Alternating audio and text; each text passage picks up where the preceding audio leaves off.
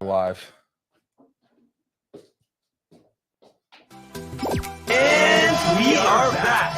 Welcome to another edition of the Sports One. And we are back. We got the full crew in the house. That is what it's all about. The Yankees, out of any team in the league, are the best equipped to handle a blow like this. I think there is a higher power at play here. He's due law of averages. That dude is the ultimate scrub. It's trash. Yeah. Every person you have in there is fucking trash. Next game, you're going to see a big performance. You can see it in the end of the game, and I'm just totally stoked and excited for this.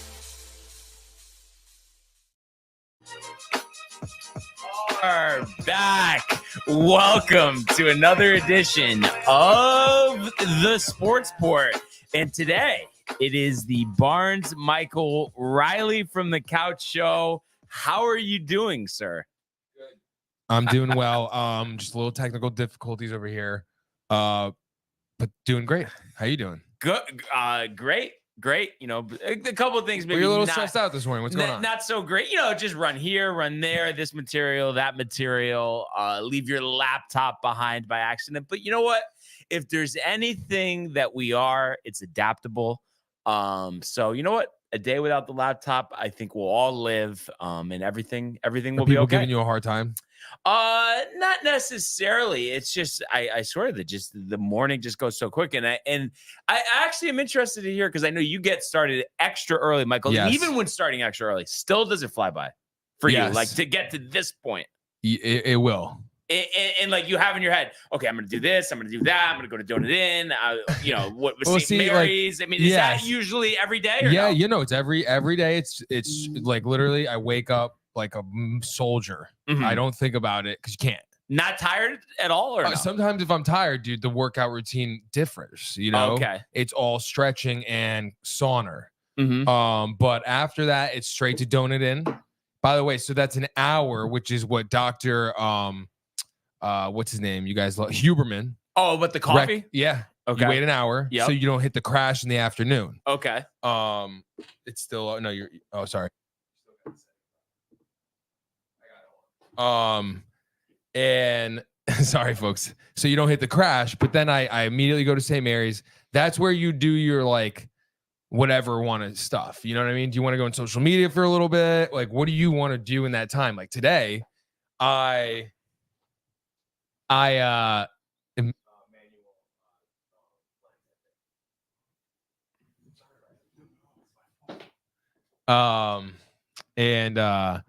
today I did editing for promos, for example, at St. Mary's, which I was thinking, like, how crazy is it technology wise that like I could get a hotspot, I could upload the promos, and then I could have them on my phone to post. Yeah. I mean, it's just like I could edit at St. Mary's. Like the sunrise came up today. I was done. The sunrise was, dude, when I tell you it was crazy, like I try to get whatever, but it's like it's beat, and it was coming over the trees in the distance, dude. There was a ship going at the same time. It was like one of those mornings, dude, you know? And we got good news for Tony last night, which I'll tell you off air. Okay. So it's just like, you know, today's a good day. Yeah. But yeah, that stuff you don't think about. That's like a routine you just implement and you do what you want. And then, dude, by that time, think about this. It's only 8:00 at the end of all that. Yeah. But right now. Right now. No, right now, are you like through the roof with energy? Yeah, I'm good. How many coffees? 2. 2 coffees. Okay. Mhm. And always like, what's that? You always get that like flavored coffee or no? Or you mix it up? Mix it up. So it's obviously the French vanilla, you know, it's just what it is. It's just 2 sugars, by the way, and almond milk. So it's a regular coffee.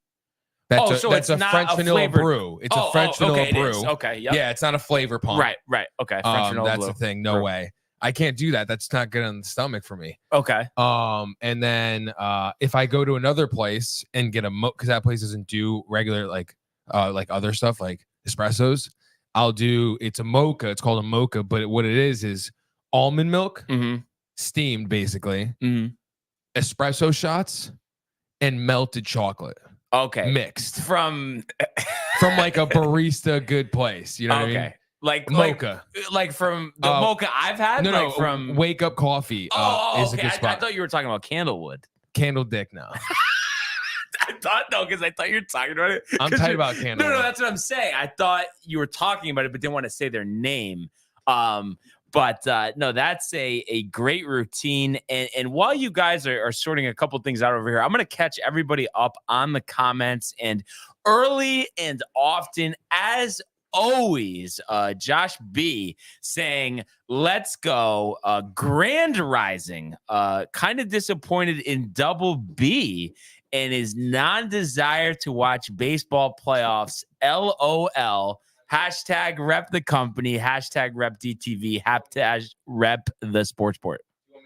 Yes. So with saying that, I don't know. Wait, is your mic on? Oh, sorry.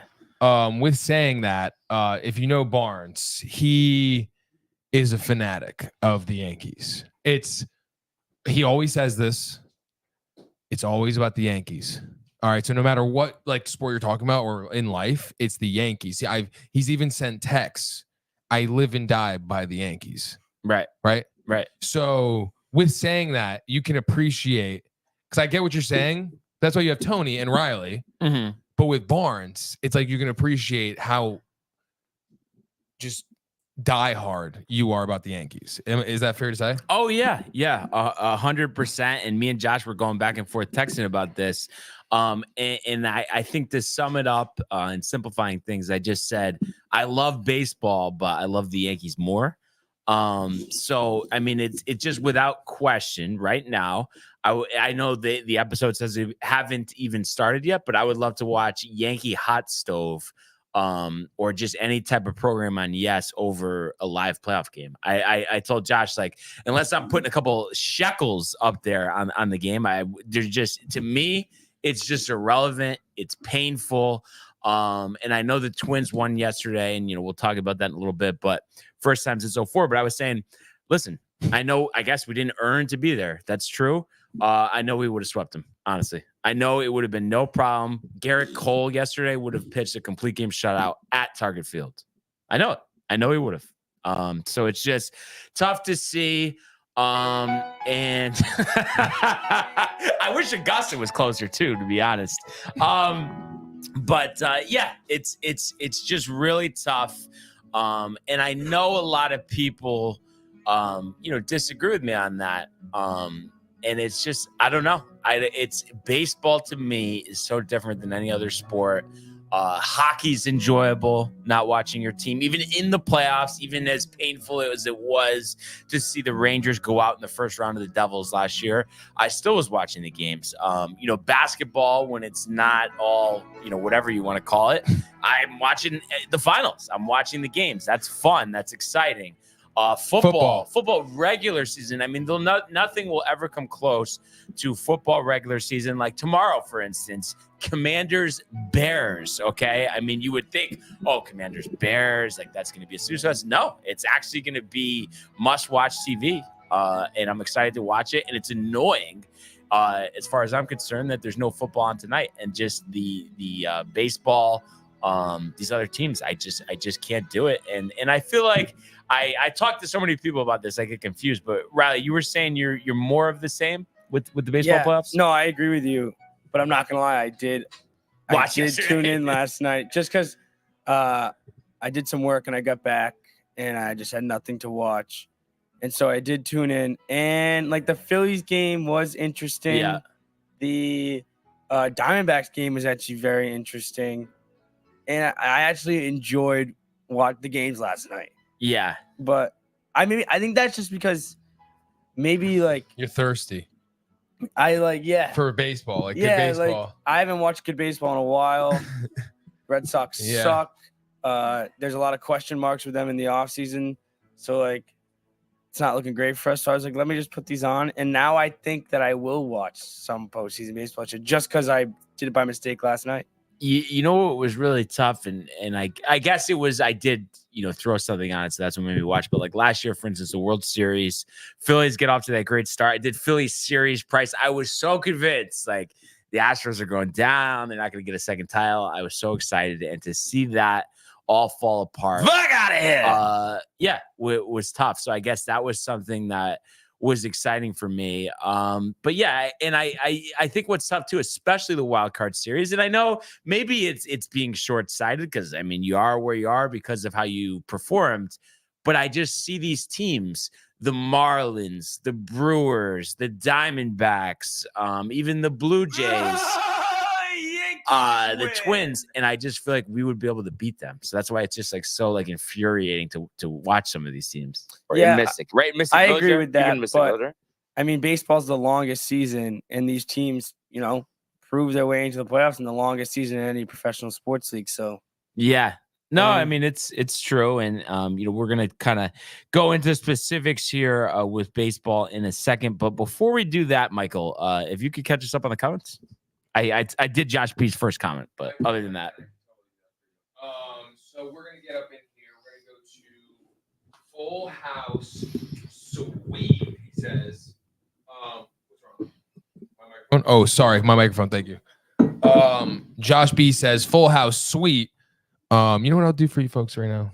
I wasn't gonna do it because I was gonna make some adjustments, but we'll do this right here. Full House Sweet. Derek Hose Corner 203 says, hi there. What's going on, Derek? We got Matthew 2T saying, hi guys, I am back. Matthew Ryan saying, Tony back? Tony, I am back. Smiley face. And Matthew says, this MLB postseason is weird without the Yankees in it. He says, let's go Devils. Who is this Matthew Ryan? we don't know. But actually, it was funny. And I guess because you didn't catch yesterday. I did not catch yesterday. Okay, so I wish you did though, I because wish. Tony I was swear to talking God, about it a little bit. You would have thought that Matthew Ryan was my burner account because he was like saying, Hey, Tony, oh, this is the guy. what are you talking about? About Zach Wilson Zach. is Yeah, terrible. yeah, like yeah. it was honestly Tony was going off last night. That's you know. it was like a calling from God that Matthew Ryan was with us yesterday. No, yeah. Tell Matt Ryan. I'm on the Zach Wilson train still. So Matthew, let him hear it when you can. I think because I felt the baseball season was over a while ago, it lessened the playoff watching blow, which Josh loves blows. And then he also says exactly Riley. So he agrees with everything you were saying before. So What's so funny? we'll talk more about it, but you know what? I Yes. feel like we got to just talk We gotta baseball do it. specifically. Let's go to the Uh-oh. world of Major League Baseball.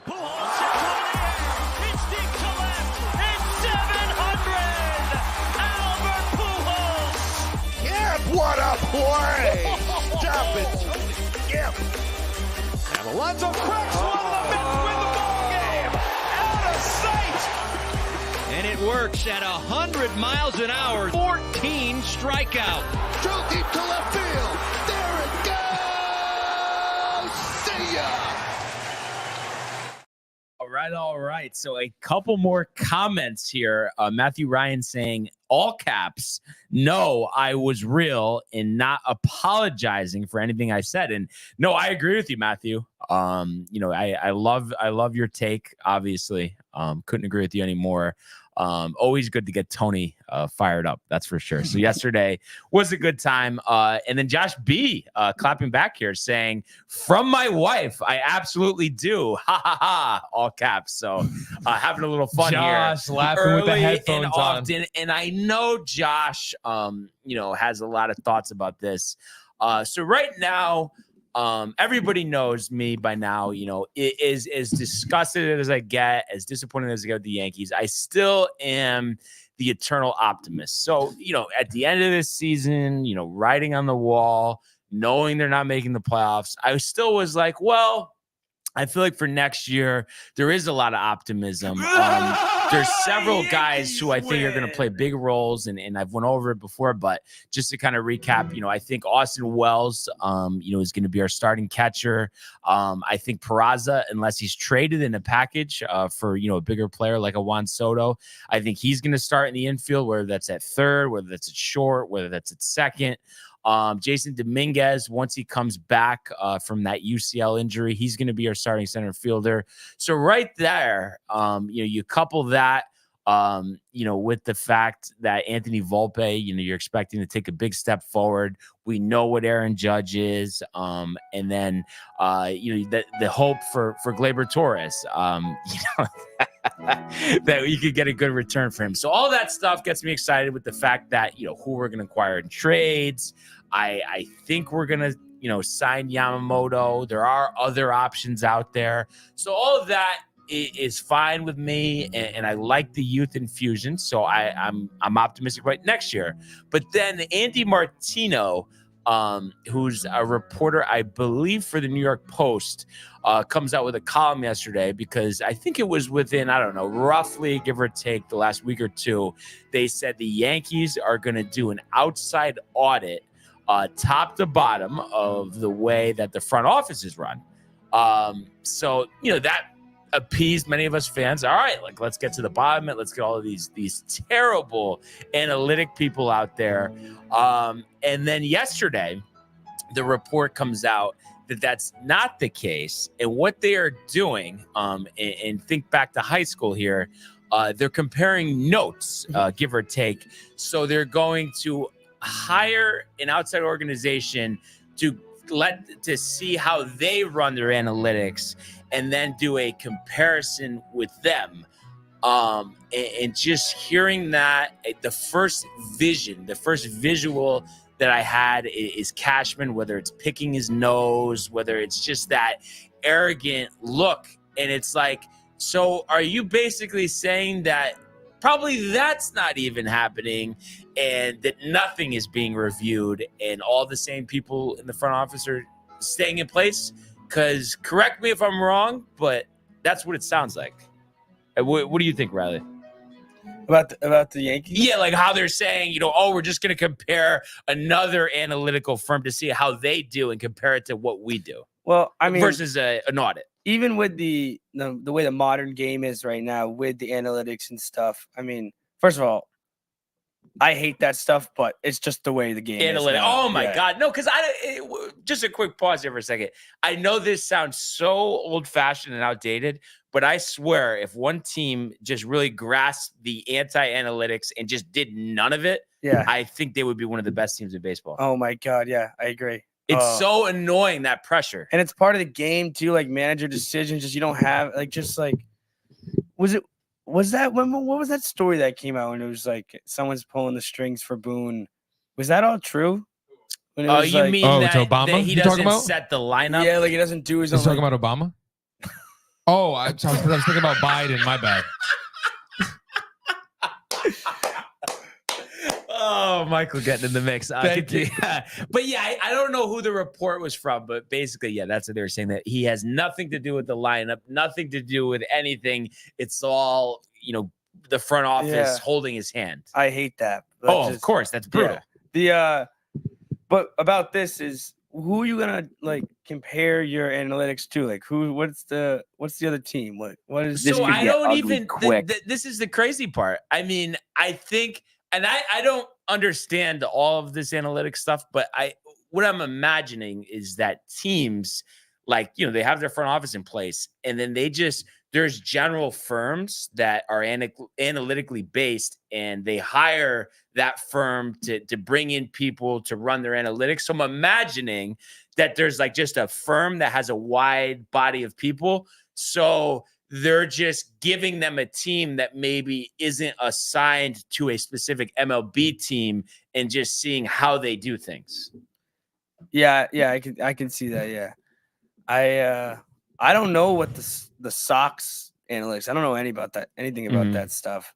But it's interesting you say that about the Yankees, because it's like they do think that's a problem, I guess, in their front office or analytics. But does it not scream appeasing the fans? Because you hear from so many people that there's just any time a player acquisition goes wrong, they blame everything else but themselves. That's what everybody says.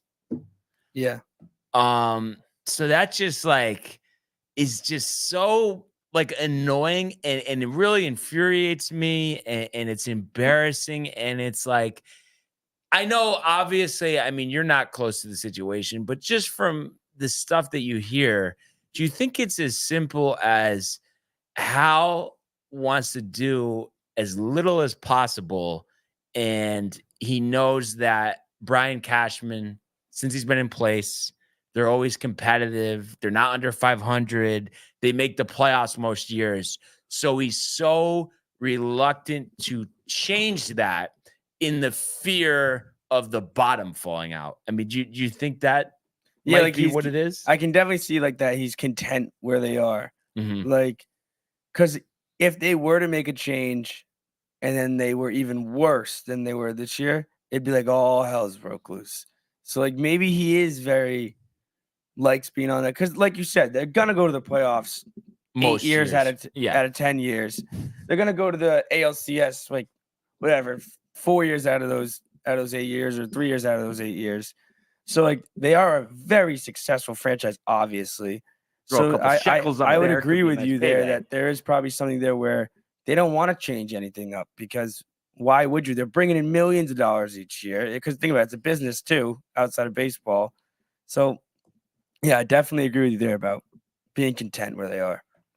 But as a fan, do you want that? As a fan, are you content where you are? Because I don't think you are. No, if it was up to me, I would say, let's go to Augusta. No, what I would say is that I want to say, at least, I'm being very conservative here.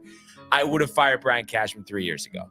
And probably sooner, but if you think back to, that time 3 years ago, we lost the division series to the Rays, and ever since, his handpicked manager, Aaron Boone, came in, all they did was take a step back. So that would have been the time to do it. Yeah. And I think, drafting since 2019 has definitely gotten better. So that's a positive. But there were so many years where, it was terrible. There's young guys coming up now, but my issue is, if we are, and I'm sure, the level of who and what, remains to be seen, but outside guys from other organizations are going to come into play here. So are we going to finally pick the right ones? I mean, there's just this long laundry list of player acquisitions, like Joey Gallo, like Frankie Montas, like Scott Efros, like Andrew Benintendi. And that's just the short list. There's so many more. Sonny Gray, and the player that is brought in is always wrong. And then the fact, like, when we do hit on gold, like DJ LeMahieu, we don't capitalize on the value that contract had. Instead, we give him a long-term deal after the fact to get the worst years of his career. So it's like this offseason, I definitely, especially like a Gleyber Torres trade, for instance, are we going to get the right return back? I guess that remains to be seen. And I will be hopeful, because at times, certain things have worked out, but it just seems like more times than not, they don't. So that's not a good feeling. And all of that being said, I think it's the wrong way to approach this. The audit was the right way to go. I still feel really optimistic about next year, just because of the guys that are here. And I already went through the young guys, so I think they're all going to be big parts of this team. I love Jose Trevino coming back from his, I believe it was elbow injury that kept him out the season, or wrist, one of those.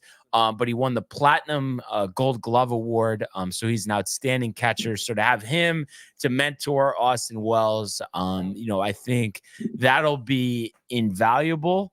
And then, I think we're going to bring in another starting pitcher. And then really, like, the big, question mark is going to be, does Rizzo have anything left in the tank? And it's only a 1-year deal. So that's like, that side of the infield is just in question, because we're assuming they're going to trade Gleyber. If they don't, obviously he would be the second baseman. And then it's like you have Rizzo and LeMahieu to hold down first base. obviously not coming off great years. So, maybe when you trade Glaber, you could obviously have LeMahieu play second and then maybe get a first baseman in that package. So there's so many questions to be answered. There's so much work to be done. I just can't wait for it to get started. And I can't wait to get, on the field, in spring training. That's for sure. And I know have been going on here. And while I've been doing that, there have been some comments. So I'm going to catch up on those, starting with Lonnie, who says, let's go, guys. Shout out to the company. Hashtag rep the company. Hashtag rep DTV. Matthew Ryan asking if Tony is coming on today. He will not be in today, but Michael, back tomorrow? Tony? Yes. And then Matthew Ryan saying, I love the Masters music, and you really can't beat Augusta National. Unfortunately, hello, friends. We're still about 6 months away from that. But Matthew Ryan, we do have, it's under a short we have of me and Tony doing the Masters Jim Nantz imitation. So if you go to our shorts on YouTube, you will definitely get a good laugh at that. So I recommend you doing that. And we're going to do our best this year when the Masters comes around again to imitate that. Lonnie also saying, good morning, gentlemen. No Tony today? ? Oh no. Magic Mike on the 1s and 2s. Let's get it. Double B back to the golf hats. Great. All this Yankee talk for nothing to change. So who cares? Oh yeah, Brian does. B. Riley, fresh with the polo, hashtag swag. Hal doesn't run the team. The nose picker does. And then Josh B saying all older players completely underperformed. And this team has shown to be absolutely lifeless without Judge in the lineup. I am not tremendously optimistic. Matthew Ryan saying fire Boone today, all caps. And then Josh B saying it's not Boone's fault. He's just a puppet to the analytics. All good stuff there. That's for sure. So, this offseason is big. And like I said, I think we saw the life in the team once the younger players came up. So I think that changes things a lot. And I just wish Jason Dominguez was going to be ready for opening day. And, we don't have a specific timeline on that yet. But just going by reports, you would think that would fall in sometime between May and June. And it's funny too, there's a lot of rumors going on, and I absolutely hate this. And I know he had performed well against the Yankees over the years.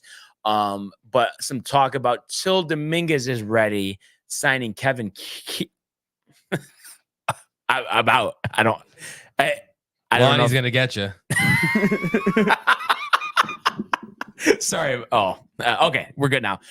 Signing Kevin Kiermaier. I just think that's an obvious no.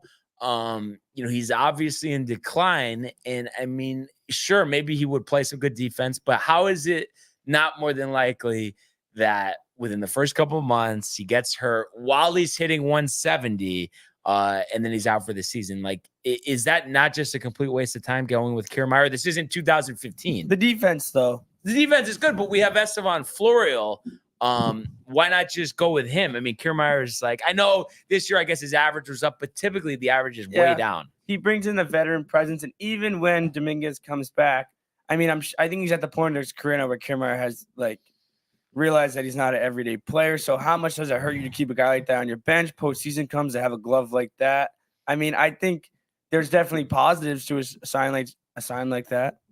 Yeah, I guess but for me, see the negatives too. Right. And I think the biggest thing for me is this is Florial's chance. He was a top prospect. I know it was a long time ago, but let's just get him out there. I really want to see that. So, and what do you think though? And I a lot of different, group chats and different Yankee fans. And what I've said all along is, I don't like, I know I always go back to this, but I don't like Boone. I don't like Hal. I don't like Cashman. However, I don't think that completely gets the players off the hook, because especially the new young guys, and we're imagining, some talent from outside coming in next year, like I think you could still be very good. You could still win despite maybe those things being negatives. Oh yeah, 100%. I mean, I feel like it's always been like that. Yeah. There though, you know. No, just because the reason I bring that up is just because everybody that I know thinks that they will not win again until Cashman is gone, and I just feel like there's still so much talent there. You could still win. Don't blame it all on him. Especially a lot of young talent, too. Right? Like especially this team next year with the young talent you're gonna have. It doesn't matter who's in the front office. You have the young talent to win, and you have the star talent to win with Judge and Cole and other guys like that. So, yeah, I think that statement, if that statement's completely false. I mean, it'd be different if the team was not good and they were like, oh, well, upper management they'll never win because they can't put together a good team on the field. There is a good team on the field. So, yeah, that statement I don't agree with. And also, Lonnie's saying, sounds like a Cashman player to me. I'm surprised the ink isn't dry yet. And that's very true. And even so, like, I get it too, because at the end of the day, it's Yankee Stadium half the season. You need to have left-handed power, left-handed bats. They haven't had that. So, of course, that's on Brian Cashman.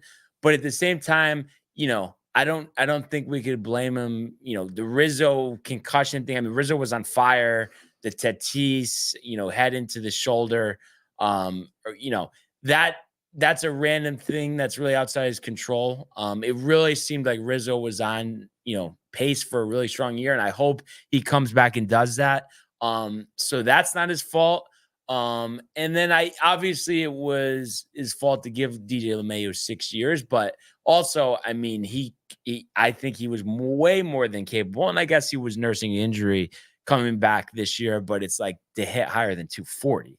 I mean, that's I mean, did the contract look that bad at the time though? Like, it was a good annual value. It was a good contract at the time. I remember DJ lit it up that year. I'm pretty sure. Yeah, the Blue Jays were after him. He said a lot over of teams 300. were after him. Now, obviously, hindsight doesn't look that great. What he did this year. I mean, I remember every time we played the Yankees this year and they put his stats on the screen, I'd be like, DJ's doing that. Like, it was kind of crazy. But, I mean, a guy like DJ, I feel like you never know. Next year could be a bounce back year. I mean, I think positivity, he's a great player. I think a bounce back year could be coming for him. He dealt with some injuries, I'm pretty sure, this year too. Right. And second half numbers were great. Yeah. And what do you think, though, if it's like they don't really, let's say just hypothetically, the Gleyber trade, either fetches pitching or prospects, no one who's going to be in the major leagues this year. Do you think, going into, next year, like having Peraza at third, Volpe at short, DJ at second, Rizzo at first, and then, in the outfield, going with like Judge, Florial, and then giving, like Everson Pereira and maybe a guy like Spencer Jones a shot to win the left field job and just hoping that Stanton revamps. I mean, do you think, that's enough, knowing that Dominguez is coming back? Do you think that's enough offense, or do you still I was going to say that, like, there's a lot of young talent team, but there's a lot of question marks still. Mm-hmm. Like, if you go with that outfield, you have no clue how those guys are going to. Yeah. Like, it's a lot, especially a full season, a lot of question marks. I don't think Dominguez is going to be a question mark. We already saw how he can play. Obviously, he was only like 2 weeks, week and a half. Yeah. But I think he's a stud. But the other guys, like, obviously some question marks. Where if you keep Gleyber, then that eliminates a question mark. I don't know where you play some other guys, Stan DHing probably. In a couple of things there. So number one, with Gleyber, I mean, I've been in the mindset right now, get value, get them out of their laps. You think that's the right, despite the strong offensive season, you think that's the right move? It depends. The package, yeah. I mean, that's an easy thing to say for me, but I mean, it really does, because like you said, his offensive output this year was really good. And it's something on your team. If you're going to have talent, the Yankees are going to be good.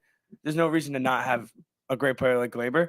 But if they can go out and use him to get something that they are deficient in, that would be where I think you should do. And really, I mean, what would be great, and I just don't have the guy, in my head yet of who it would be, but basically somebody who could play left and center, young, controllable. And obviously those players don't grow on trees, and you might have to go with a guy who maybe just got called up this past year.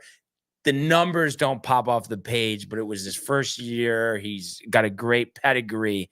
It seems like that would be probably the safest way to go. Yeah, I mean, if you can take flyers on these good young kids. I mean, we saw in Tampa this year, they took a flyer on this kid, Isaac Paredes, who ended up hitting 33 home runs for them as their third baseman. He was a young guy, struggled a little bit in Detroit, but they knew the tools were always there. Right. He was in the majors for 2 years before, but never really clicked. So guys like that can make good teams, great teams, if you just hit on some of those guys, and they're usually very cheap. So, pickups like that. But back to Gleyber for a second. Like, what do you think would you want in, like, do you want pitching? Do you want what does he go there for? I just feel like I want to get Yamamoto as a starter. So I feel like from Japan. Yeah. So I mean, unless we're getting a all-star closer, I want young position players for Gleyber. Unless, or I guess like a stud, maybe he needs a year or two of seasoning. Pitching prospect, sure. But I just think that controllable outfielder, would be the best thing. And especially the fact that we can either put Peraza at second, or put LeMahieu at second. So I think that's why, he's got to go. Yeah, I feel like a stud closer really helps you guys, though. Yeah. I feel like that's a good spot for you. But I would agree. The pitching prospect, this kid would have to be a real stud, right? To not have a play now player. Like I think you need an MLB player. I mean, you guys are gonna be exciting. I'll tell you what, you're gonna be exciting if that's all you can ask for. You're gonna have a lot of young players. It's gonna be pretty fun to watch, I will say. Yeah, absolutely. And kind of just rounding out this Yankee discussion. And I know it's such a just, you really at the end of the day don't know till the season starts, but I just have a feeling that Stanton is not going to be traded, because if anything, they might have to attach guys and still pick up 90% of the salary. They had to be getting the deal of a lifetime to get him, which, I mean, you could argue, is there such a thing? But do you think it's at all possible for him to be fixed? I mean, I love the guy. I mean, that year when he hit with Miami, he had a couple good years in New York still. Yeah. But I mean, it seems like now where the MLB didn't care about strikeouts, and I feel like it's coming back a little bit now where it's like he's striking out a lot. He's not really walking that much. Not hitting singles. Yeah, not even hitting singles, not getting on base. He can't run. He can't run. He can't run. He can't score from second on a single. So, I mean, he's a liability on the base paths. And if he's not jogging around the base paths, he's usually getting tagged out. So, I don't know. I don't know what team's going to want him. Is there a chance he gets fixed? As someone that likes the player, I hope so. But I don't know. I mean, he's not getting younger anytime soon. And the thing I go to is, and I know this was very short term, but yet it was very impressive. You think back to what Matt Carpenter did last year for the Yankees. Yeah. He was older than Stanton is right now. So if that's possible, is this possible? And a lot of people are mentioning, just his lower half needs to be rebuilt. That's where your strength comes from. But I also feel like it's pitch recognition and seeing. I feel like he's just not seeing the right things. The swings are terrible. Like when he strikes out, it's always like Slider, an embarrassing strikeout. Or the other batter's box. I don't know why it's such an extreme. It's swinging at that slider over here, but then it's also looking at 3 straight strikes too. Yeah. So, I mean, that's a lot to digest. But just like as recent as last year, earlier on, he was on a heater. He was unstoppable. So I would think, just with all of that and how complicated it would be to move him, he's gonna get this year. But boy, does he need to figure it out. And we can't. I think that really killed us this year. Consistently, when he was healthy, batting him cleanup because he's coming up in a big spot. He's striking out. Yeah, that goes back to the lineup construction, you know? Why was he batting cleanup? He has the power to bat cleanup. And when you talk about Matt Carpenter, too, I feel like that guy, like, he went all the way down in his baseball career. Mm-hmm.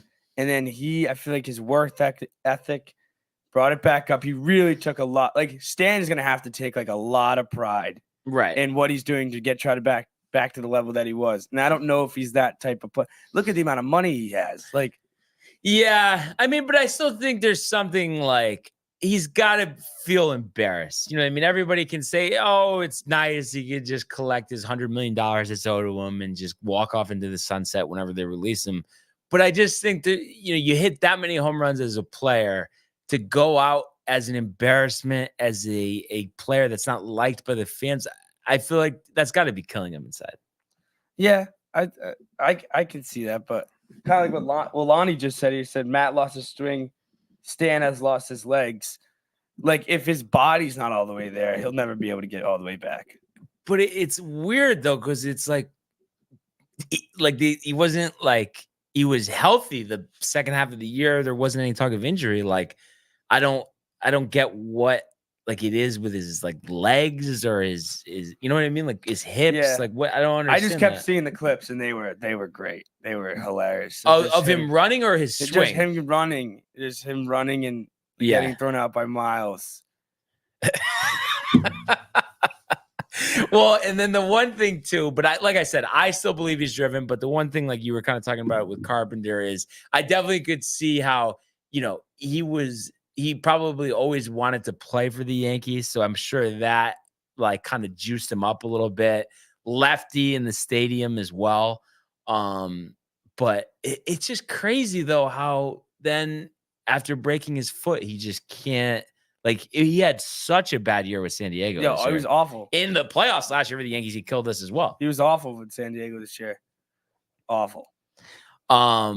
So it's just odd that happened. And then it's just like, I know it's one of those things, there is no answer to it, but I just have to wonder, like, if the forces lined up where he doesn't follow that ball off his foot, like, would he have just continued on a heater and then like been still really good right now? Like, it's kind of it's all like we see this in basketball sometimes too. Like, one injury to something that's used every, like the foot is used in the baseball swing every single time. Especially his, I think he really, because I think it was his front foot. Yeah, but he really gets you're into stepping, you're driving. So an injury like that can completely derail a person's career, because if that foot never heals to 100%, he's using it every day and stuff like that happens. Yeah.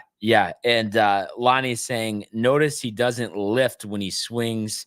It's all hips and arms. And I'm just kind of curious, you know, your thoughts, Lonnie. I'm hopeful, but I can't guarantee that he's going to be fixed. Do you think there's any way possible, Lonnie, that he could just get back to 250 with 30 home runs? Like, is he capable of doing that? Or is it all sub 200, all sub 30? I mean, the Yankees would definitely sign up for that any day of the week. That's for sure. Oh, I thought somebody was on the sports board, Michael. I think it might be a false alarm. False alarm. All right. Yeah. So we'll see what Lonnie has to say about that. But while we're waiting for that, I just kind of wanted to go over you know, the games from yesterday, starting at the top.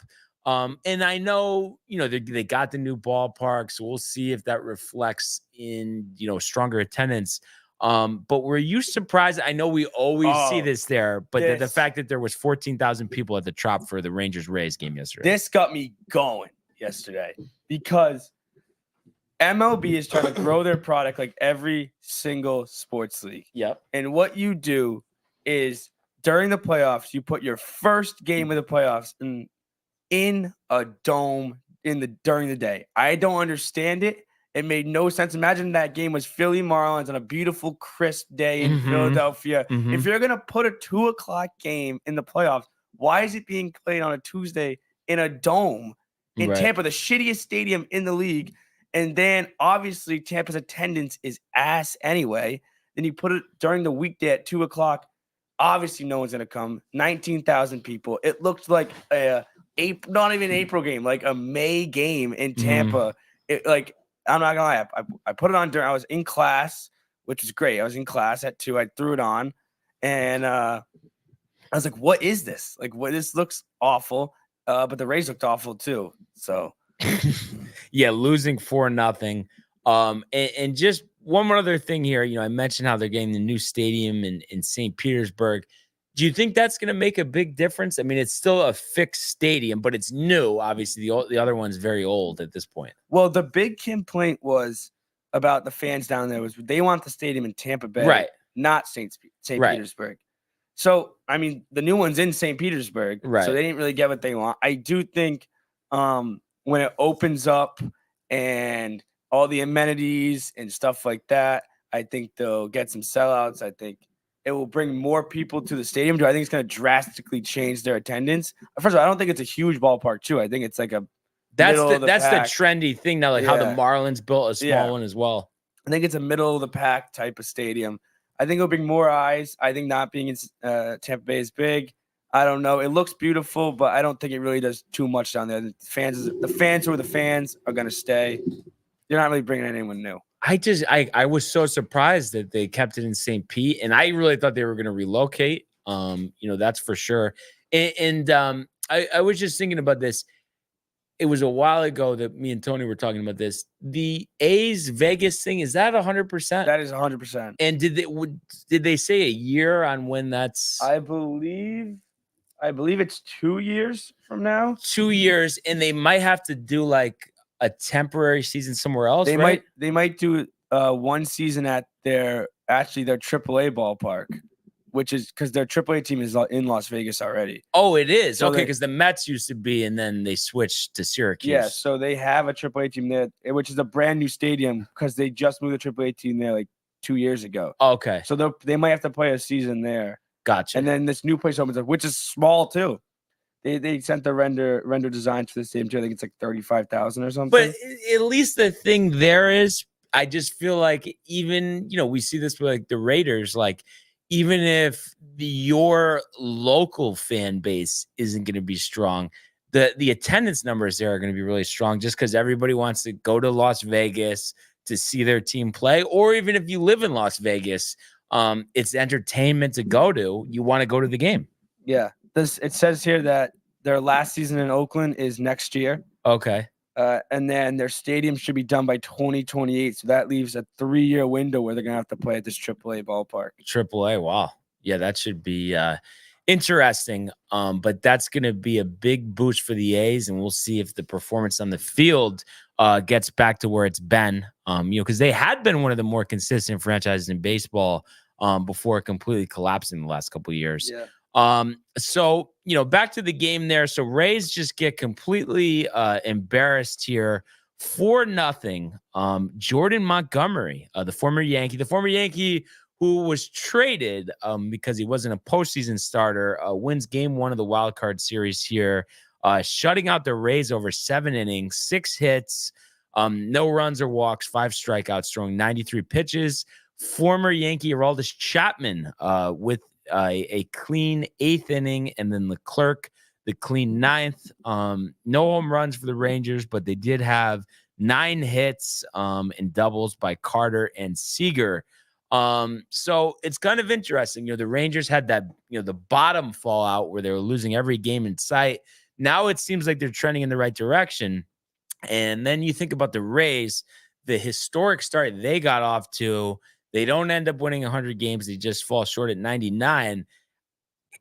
I think this could be setting up for, today, Rangers win, season over for the Rays. And it's just crazy how quick that changed. Me too. Well, I mean, Franco had a lot to do with it too, I'm sure. Oh, yeah. But, I mean, the Rangers were in first place for almost the whole year. Right. And I think their offense is just better than the Rays offense. I don't care what the numbers say. I'm just doing eye test here players. Like, I took them yesterday. I think the Rangers offense is better. Montgomery pitched well yesterday. They also faced Tampa Bay's number 1. Now, like, Glasnow's not pitching the rest of the series. They put up 3 on him yesterday. I don't know who exactly is going for both teams today. It's going to be Eovaldi versus Eflin. Eovaldi. Okay, yeah. So, I mean, Eovaldi might go out there and shove 7 in. Bada bing, fucking Tampa Bay season's over. Bada bing, fucking. But yeah, there's a lot of talent on that Rangers team. I could see them making a run. I mean, they might be the most likely team playing in this round to make it to the World Series. You know, we'll have to see. Who would they go on to play? Let's see. So, because the other was the 3-6, so I believe they would play the Astros. Were the Astros the first seed? That'd be, yes, I believe so. It wasn't Baltimore, right? Oh, no. It was Baltimore. It was Baltimore? Yeah, so they'll play Baltimore. That's a cool series. Yeah, 101 wins. Houston only had 90. Talk about a rebuild. Yeah, no, they've really done a good job with poor management, which almost, speaks to what I say about the Yankees. Like the Angelos family, like very They're the disliked, worst. very Oh my cheap, God. and here they are with great talent. I know a lot of high draft picks over the years, but still they've been able to, piece that together. We saw the Twins win their first playoff game since 2004 over the Toronto Blue Jays, 3-1. Royce Lewis, started this game out with a bang, hitting 2 home runs to catapult the Twins to the victory here. And Pablo Lopez got the start for Minnesota. He pitched 5 2/3 innings and gave up 1 run, allowing 5 hits, walking 2, striking out 3. He got the win, and then they got 3 1/3 scoreless out of their bullpen. And it's kind of interesting, here we go with Toronto again every year, high expectations. They barely get into the playoffs here as the last wild card. And in this game, they had 6 hits, 7 strikeouts, 1 extra base hit by Vlad Guerrero Jr. in the first inning, and then nothing the rest of the way. This would be, I know Minnesota, technically, the division champ, the favorite in a sense, but we know the talent that Toronto seems to have. But boy, I don't know about this one. I could see them dropping today too and being done. Exactly. And some of the moves Toronto made in the offseason was like built for this. Like they couldn't get over this hump. Who the guys they bring in? They get rid of Teoscar. They get in Varsho. And it's like if they lose in this way again, it's like, why would you I understand we kind of said we always want to make the playoffs, but it's like it almost hurts more to constantly get to this point and just like constantly lose without going to really, they haven't gone to, have they been to an ALCS? I think when Jose Bautista was there against the Rangers, but that was, what, 2012? Yes, that's when they brought in David Price for that. Yeah. That little run there. But again, they pitched their number one. You see some teams not pitch their number one in the first game so they can have them for the second game or third game. We saw that with the Diamondbacks where they pitched a bullpen game yesterday and they won. Now they have Zach Gallen pitching available today. Yeah. So they pitch Gausman. I think they're going with Berrios today, who has not been fantastic for them all year. So I don't know. Pablo Lopez good again. We had that conversation a couple weeks ago on the show. Pablo Lopez good, 6 innings, 1 earned run, 3 Ks. So I see this game. I see this going 3 because I do think just the Blue Jays offense might wake up today, and because their offense is really good, and I see this going 3. But what do you think? I've just been kind of I can't believe Vlad Guerrero Jr. It seems like and I know it's still decent power, but everyone, thought that he had like 50 home run power, and it hasn't been there the last couple of years. What do you think about that? You think it was just a really good year, and it's tough to follow up 2019? I mean, you got to think it's in there. I think there's something about maybe his pitch recognition, his swing that doesn't let him get there because the strength is the body that is all there. Mm-hmm. I mean, what's his high? 39, 40? 48. 48, yeah. He has 50 in him. I know even this year, and I think kind of like I said before with DJ, like we would play Vladdy and when he goes to hit, his line comes up on the screen. I'd say, really? Only 26 home runs, OPS under 800. Yeah. Still only 24. But I mean, OPS under 800 is not what you want out of that guy who's a cornerstone, supposed to be somebody a cornerstone of that franchise. Slugging only 444 back in 2021 when he hit the 48 home runs. He slugged 601. Yeah. Just to show you the difference. It's a massive difference. There's talent there. We'll see if we can put it together. We saw the Diamondbacks 6-3 over the Brewers. Behind 3-0. fell behind 3-0, went with the opener. We'll have Gallen going today, but the bullpen is tired, so I'm sure they're relying on Gallen to go the distance. Corbin Burns got lit up, only 4 innings, 5 hits, 4 runs. So definitely a weak start for him. Offensively, for the Diamondbacks, they had a Carroll home run, a Marte home run, a Moreno home run, and a Walker double to provide them those 6 runs. So it'll be interesting to see, with Gallen going, they set it up the way they want here. They can put away the Brewers today. So I think, that'll be interesting. I mean, and you really, even though they are the road team, hard not to like them today, going, Gallen versus Peralta. And I know Peralta wasn't bad, but Gallen, obviously the far superior pitcher. Yeah. And I even think you could argue that, when this Diamondbacks lineup is clicking, it's better than this Brewers lineup. And, the Brewers did leave 11 guys on base last night. I mean, I was watching, they had countless opportunities to drive guys in. They didn't, and that's the biggest thing about postseason baseball. You need that one hit. You got to get those guys in. These games are usually low scoring. Sometimes it's true, but usually low scoring. That single, that move a guy over the third, that bunt, that sacrifice bunt, everything is just amplified in the postseason. And you saw the Diamondbacks get those hits. I mean, Corbin Carroll, who I love, big homer, a couple other big homers by Marte, and then a big double by Walker, and that's the game. Yeah, absolutely. So we'll see if Gallen can close it out today. And then the Phillies in the nightcap here, 4-1 over the Marlins. Zach Wheeler getting the start for the Phillies and delivered like he has since he switched from the Mets to the Phillies. And his final line here, he goes 6 2/3 innings, 5 hits, only 1 runner allowed, no walks, 8 strikeouts, got the win.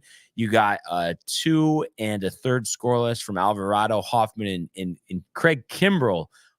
It's interesting how he's kind of revitalized himself. I thought he would be out of the league by now, just how bad he was. What was it for the White Sox like a couple years ago? Yeah, and even the Dodgers, I think, didn't they take him off the postseason roster last season? He was bad for them. He was okay on the Cubs when he went there for a little bit. He was not good on the White Sox. And that at the tail end of his spot in Boston, I mean, I couldn't even watch the guy. Yeah. I mean, he was awful. He'd come into games. If you're up by 2 runs, you knew they were getting 1. Right. And it was going to get tight. So, I mean, I honestly, I saw him warming up last night too, and I was like, really? This guy's still closing big leverage games, but a good thing they got some runs on the board there in the bottom of the 8th. So I don't think he came into a big save situation. But Luzardo pitched for the Marlins. Another one with these 3-game series, like Marlins could be done easily, and the Phillies are a really good team, I think. And I cannot wait.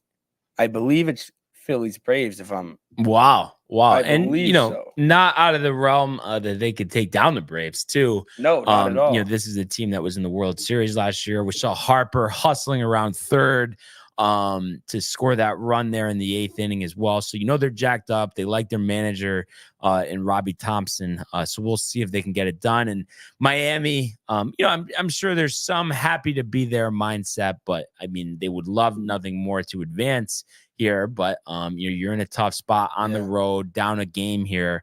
And then you look at today. Pitching matchup. You got Garrett versus Nola. Nola was inconsistent this year, so I think there is opportunity for the Marlins possibly to sneak in there. They just need to score. That's the whole thing with the Marlins. Pitching usually is decent. Offense just evaporates sometimes. Also, just taking a look at the bracket right now, it would be Phillies, Atlanta, and then it would be whoever wins Brewers and Diamondbacks against the Dodgers. But the bracket over on the AL side is actually really interesting. I mean, you come in if the Twins win, they play the Astros, who probably I think sweep them in 4. So the Astros go to the LCS, and then if Texas wins, just something about the young guys in Baltimore being in the playoff for the first time, I can see them losing that series. And then you got Texas and Houston in the ALCS, which I think would be fantastic. And then Houston swept. Yeah. Era over. Yeah. Oh my God, I want them to lose. I'm so sick of them. Oh I'm my so God. sick But I of- really think they're really not. You think back to like 2017 compared to now, they're really not even close to as good, especially the pitching. No, if they win this year, would you say they're a dynasty? Well, I think if we were just hypothetically gonna say that the cheating part didn't exist, it would be considered that. But I think that's what does them in, of course. I know, but it's just I'm sick of them. Yeah. So we'll have to see what happens. Couple more comments here. Josh B saying, kind of been waiting for Arizona to break through the last few years. Let's see if they can make a run. Probably who I'm pulling for. Walker crushed that double. Yeah, they were smoked. And it's interesting too, because he took a couple years to get going. But he had a really, really good season this year. Yeah, he did. He's always been they're actually my second favorite team because I go to Arizona. So I've been to a lot of their games. And I remember his first couple years with them, he was not good. A lot of swing and miss homer in his game, but not a lot of doubles on base. And this year he figured it out a little bit. He started getting on base a little bit more, hitting some more homers, and hitting for a little bit more average. And he has a good glove there at first. So he's been good for them. They have other like Corbin Carroll is really good. Ketel Marte is really good. Zach Gallen started the All-Star game for the NL. Like Evan Longoria, veteran presence, made a sick play last night. They have some veteran presence, and they have Yuli. No, not Yuli. They have the other Gurriel. Lourdes, the one that was on the Blue Jays. Came from the Blue Jays Yeah. too. Yeah, they have him too. Tommy Pham too. They have an interesting team right now. So I mean, they win tonight. You never know. And just getting back a little bit to the bracket, I'm just kind of sick of the same matchups. So I hope some of these teams win, so we don't keep getting the same, Astros, Braves, Dodgers, Astros. I want some difference this year. And it is kind of interesting though, because we think about it, always being the Braves, always being the Dodgers. But then when you take a step back, I mean, in recent times, they've each only won one title. Yeah. But I think that just speaks to how hard it is to be in the postseason every year, be in the World Series. We've seen the Dodgers get there a couple additional times. Same thing with the Astros. But just, when I was growing up, you had the Yankees, winning 4 and 5 years. And it's just it seems like that's almost impossible to happen at this point.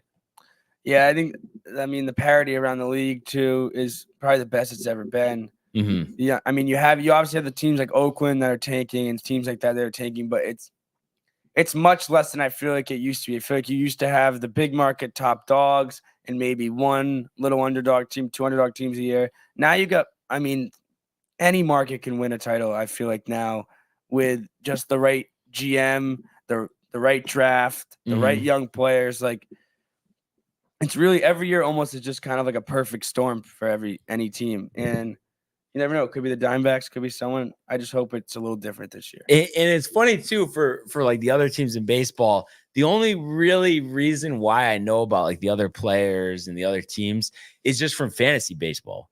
Other than that, I feel like I wouldn't, just because I'm not usually watching the games. Do you do fantasy baseball or no? I did it this year for the first time. Not with a group of friends, just in a public league. Did it for 3 weeks and then totally forgot about it. Oh, okay. Because I forgot. I was talking to Tony about it. I don't know if you heard. Did I tell you about how I made this comeback for fantasy? No. So you've heard of how most leagues now are head to head with baseball, but there's also rotisserie, which is 5x5 stat categories, pitching, hitting, and it's just the whole season against all the teams, the totals of runs, of hits, of homers and stuff.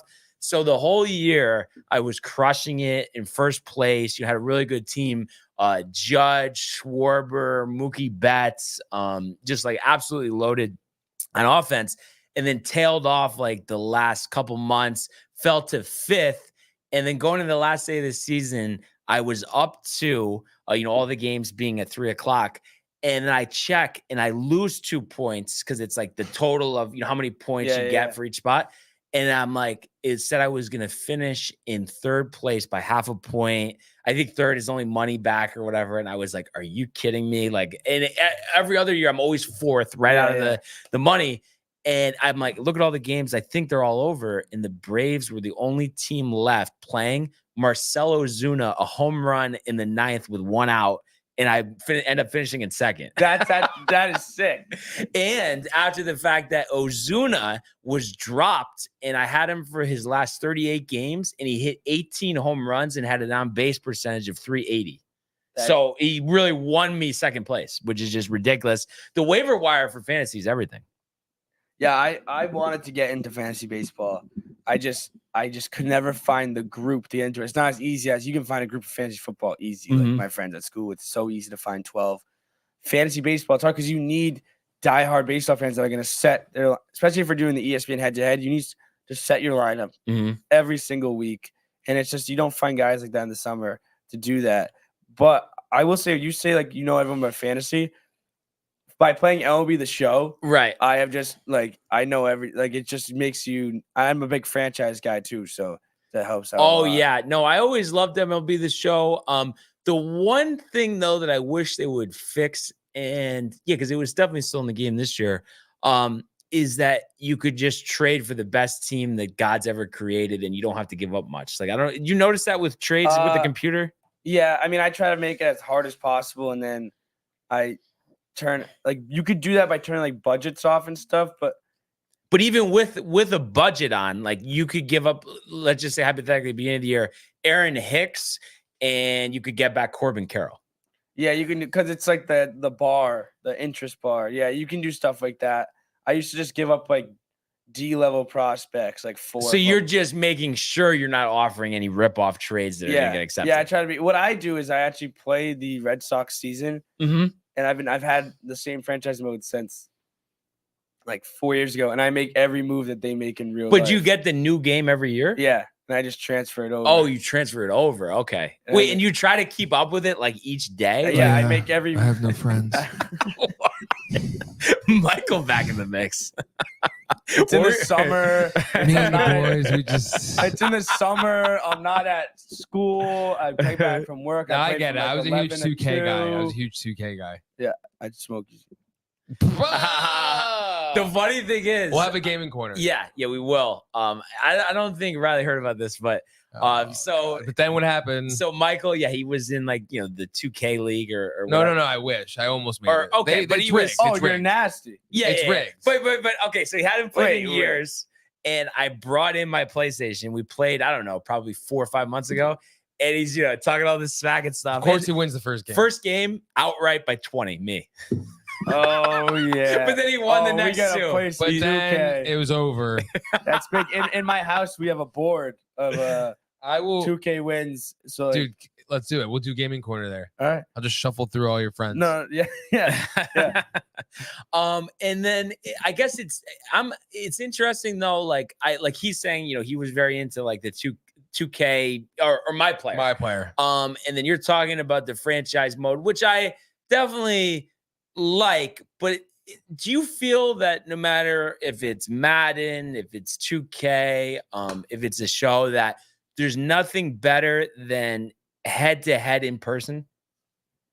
No, nothing better. It depends on the game. Obviously, like MLB The Show is not in head-to-head. It's really tough to play that game. Yeah.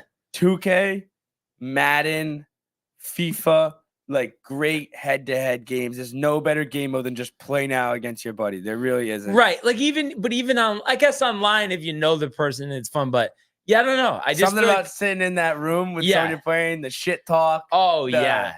Yeah. The shit talk, the right when you lose, let's run it back. Like run that back. Yeah. Like yeah. I Oh love it. God. I love And it. even the Madden franchise, which I was always obsessed with, I don't know. I just feel like I just want to play now. Like I just get like bored of it, like Yeah. doing it by myself. And like I guess the show is good, and maybe I could just try what you were doing. But that's the one thing that I got annoyed about, because I would also do the same thing, because I always loved fantasy drafts, but then I started just doing the Yankees, making my moves, but then the teams were too loaded. And then also too, I've always been big on like stats. So I'd always be tempted to just sim a bunch of games I just to hate see what the simming. numbers.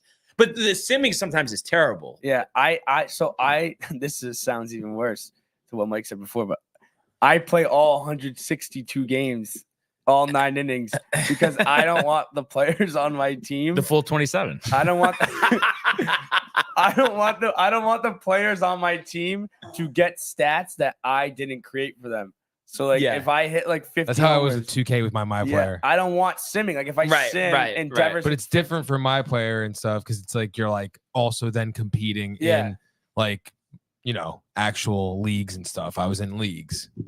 you put they ruined my career. Dude, 2K in general is trash. Yeah, they killed it. They killed it. All the currency, it's like $200 to be a good player. Yeah, my friend just started the career mode and it's nothing like there's no like you pick a team, you don't get drafted anymore. You just pick a team, and then they just put you into the starting lineup, and you can switch your team. There's no contract. You can switch your team every year. They have like the Do you like Money Barnes? Yeah, it's See, insane. But Michael, like same question for you though. We were just talking about it with like the play now or whatever. I know you love my player, and let's even compare it to that version of my player. Did you always like that better than like gaming corner No, playing, obviously the traditional. So you over my player. Well, my player became dope because it's like I'm now a player. I got 4 other dudes. Yeah. And we're competing against other people. But It's so sick. I'm saying, but at that time though, did you enjoy that more than play now versus someone in person or no? Play now was like my pre or I'm bored. I need a break. So my player was number one then. Yeah, for a couple of years. I mean, I was trying to make the NBA 2K League, which, like I said, is rigged. Yeah. It's like an AI was determining who gets in the league. And it's shot because it's like,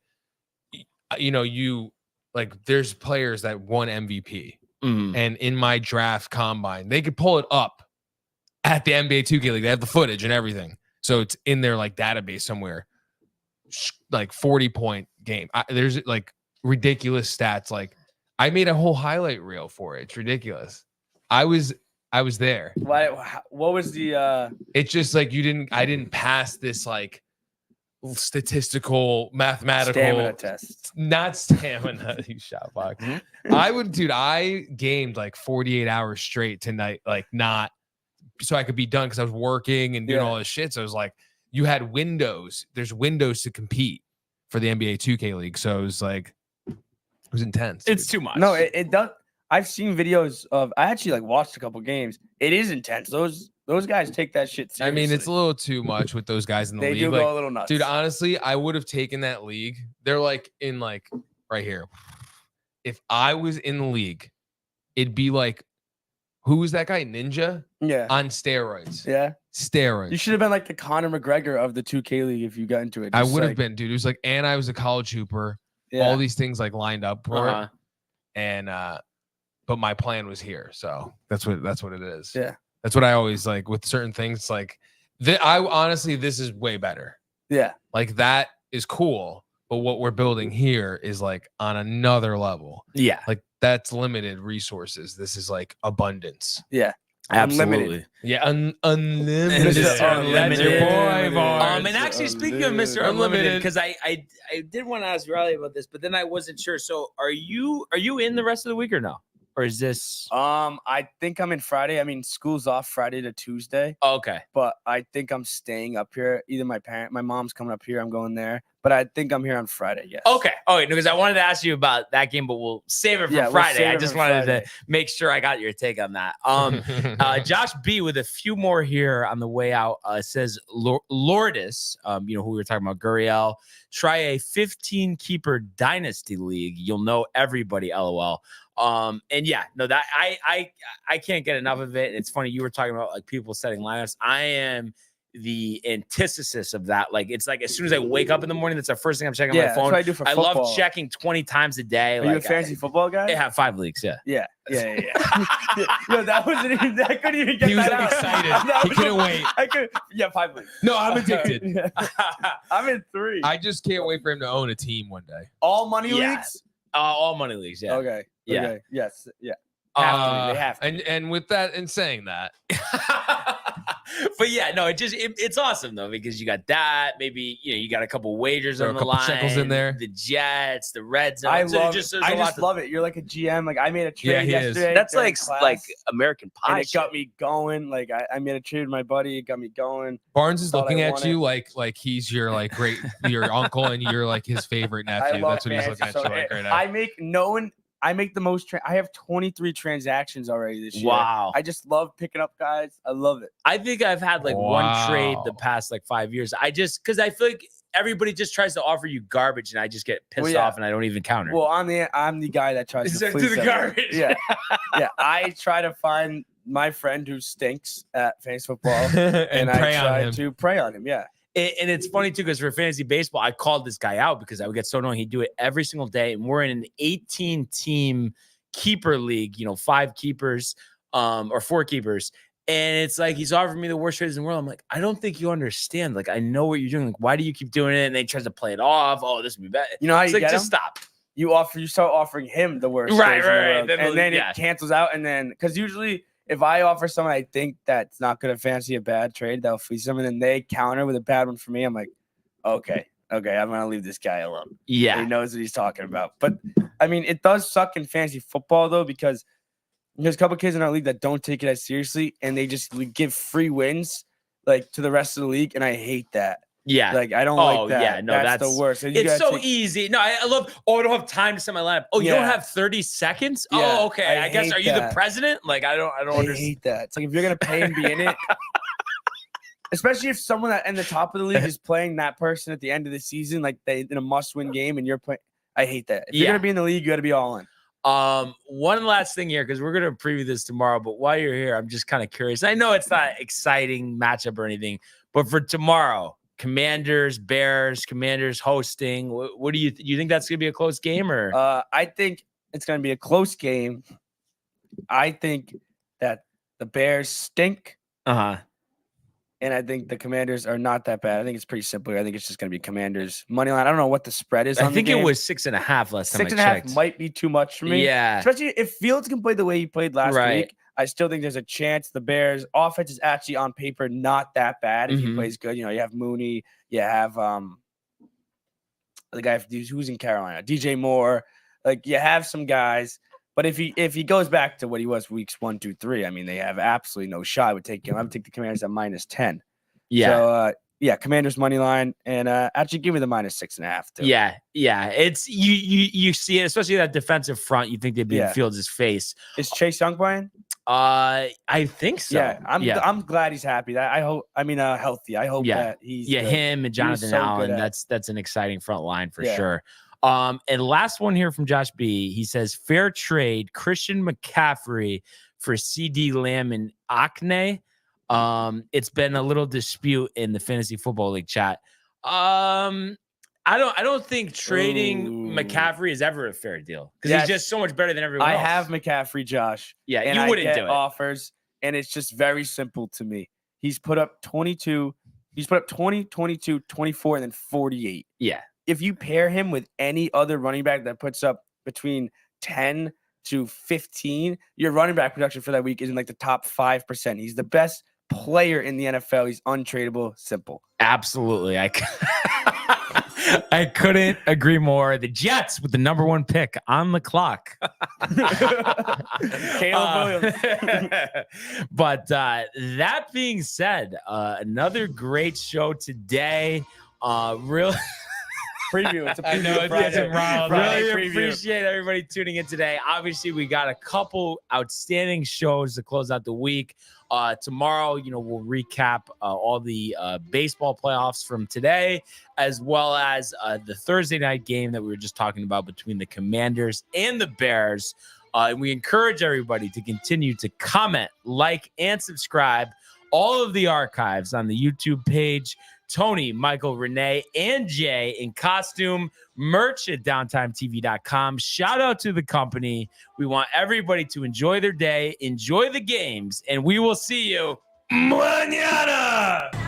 Hey guys, Tony here from Downtime TV checking in. I want to thank all our fans out there who's been liking, subscribing, sharing our content. You guys are the best. You guys are our bloodline. You make us love what we